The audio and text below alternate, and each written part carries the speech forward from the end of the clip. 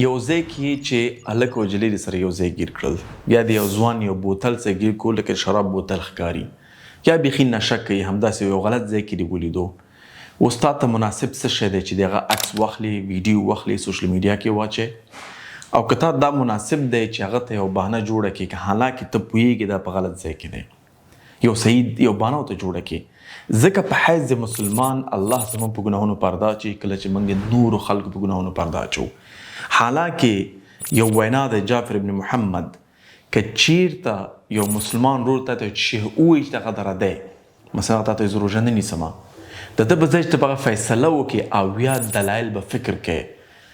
یعنې باني به ورته ګورې تر اویا پورې، او که چیرته بیا هم نشې بانه نشي کتلی عمل ته، ته دا ووایه زړه کې چې کیدای شي دا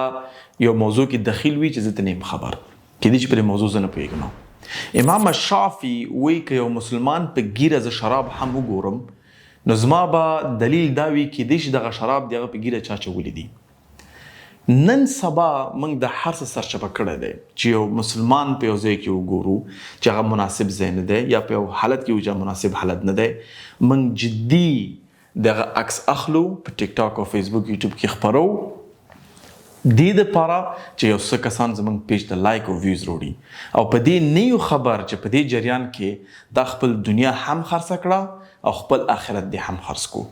نو که ته غواړې چې ستا ناموس ته خلک دروند وګوري، ستا ګناهونو باندې الله او د الله بندگان پردې واچوي، نو لطفا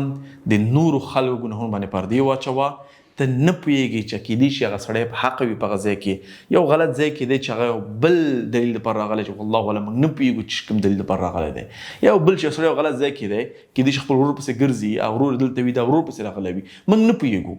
چې هر څه شی دی. نو بهتر دا ورونو خویندو دې شان تاسو لاس واخلئ چې هر کار کوئ اول فرقان قرآن سره مشابه کړئ، دا کار زما صحیح دی که نه دی، او بیا خپل ځان په عمل کې ځای کې وګوره، که زه په دغه ځای کې وم